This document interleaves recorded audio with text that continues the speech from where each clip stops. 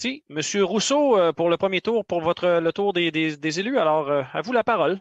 Je vous la redonne. C'est bien gentil. Merci, Monsieur le Président. Tout d'abord, écoutez, je veux féliciter ma belle maman, c'est 80 ans, mais pas rien que pour ça. Pour l'initiative qu'elle a prise d'inviter le CIUS de la capitale nationale à venir vacciner les personnes âgées qui demeurent dans sa coopérative d'habitation. Une belle initiative, un beau geste, et d'où l'importance de la vaccination.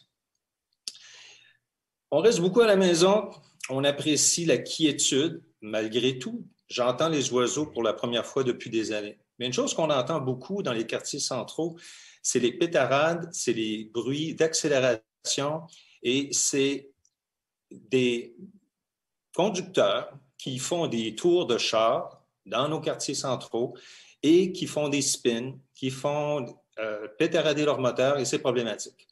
Énormément d'interventions faites au 911 et j'encourage les citoyens à le faire pour que la police intervienne. Le problème que l'on a, c'est que le SPVQ nous a dit qu'ils ne sont pas en mesure de faire respecter la réglementation sur le bruit ici à Québec pour diverses raisons techniques, dont la capacité à utiliser des sonomètres dans un environnement urbain et la capacité à fournir une preuve admissible devant les tribunaux. Bon, c'est compliqué, on est dans un environnement urbain, donc on a un problème.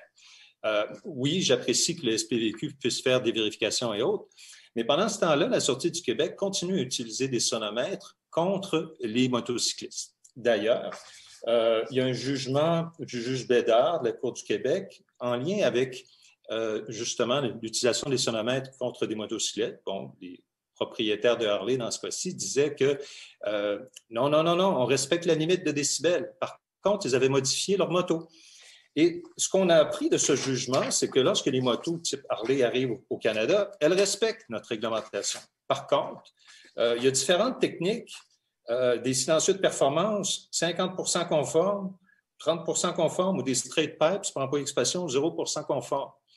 Donc, ma question à M. Boyer serait, qu'est-ce qu'on fait si on n'a pas de sonomètre pour faire respecter le règlement sur le bruit? Parce que c'est l'appareil qui est spécifié dans le règlement de la ville.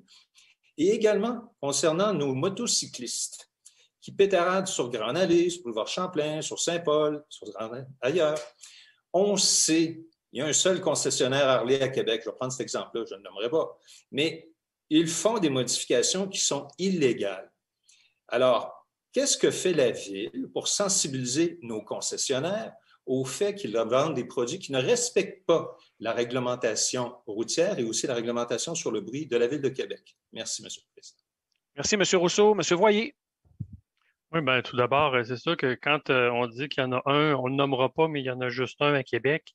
Je pense qu'on vient de le nommer.